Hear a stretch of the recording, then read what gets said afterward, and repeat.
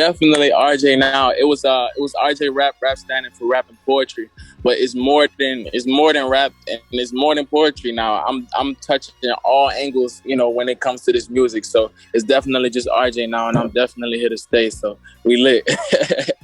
I bought my first real keyboard back in 2017 because before everything was just melodies. Like when I did the whole B.A.E project, I literally, every song on there was done a cappella before I found the beat. And that's how I was recording music up until it came to a point where I'm like, okay, instead of just singing these melodies, I gotta put them in the instrument to see how they would really sound.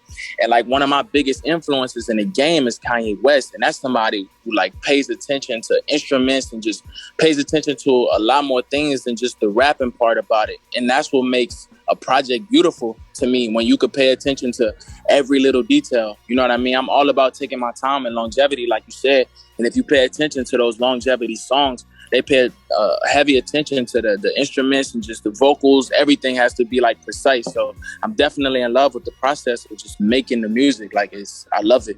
The whole process was amazing, man. I had just came from Tennessee because once Hurricane Katrina happened, I moved to Tennessee. So I'm out in Tennessee, like everything's different. Like the lingo is different, just everything is different. It's a whole different lifestyle than here in Louisiana. So once I moved back to Louisiana, I knew that music is what I wanted to do for real. And I'm 13 at the time.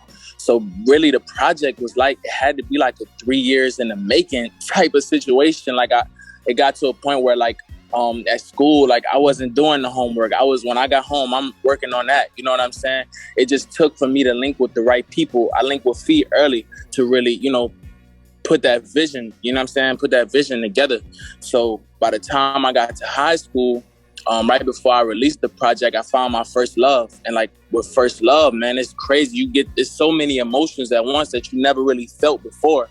I found my bae, you know what I'm saying? So yeah, just being with her and just that whole roller coaster from just me rising to fame with the freestyles I was posting and being with her and having the hate and having the love. There's a lot of emotions going on.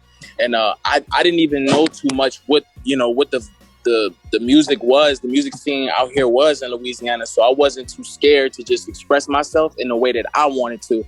But I knew it was going to be different because I saw the impact it had early when I was doing the freestyles in school. So yeah, I was so excited and so ready to just put it out. Like I wasn't hesitant at all. Once I felt like it was done, it was time for the world to hear it.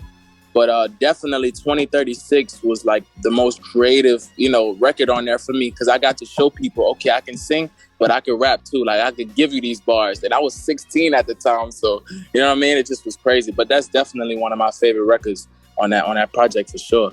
Really, I'm glad you say that because the process is the most important thing to me. Like, I love it. Like, I never want to jump to the top too fast. I love the journey. Like, I feel like it makes me a better artist. You feel me? So once I put out the B.A.E project, it did so well. I was surprised. Like, you know what I mean? I wasn't signed at the time or nothing. Like, I was just so surprised. And I sat on it for a while. Okay, I'm like, what I'm going to do next? What am I going to do next? So I felt like while I had the crowd's attention, like I've always been a creative, poetic, artist. Like I always loved to paint pictures.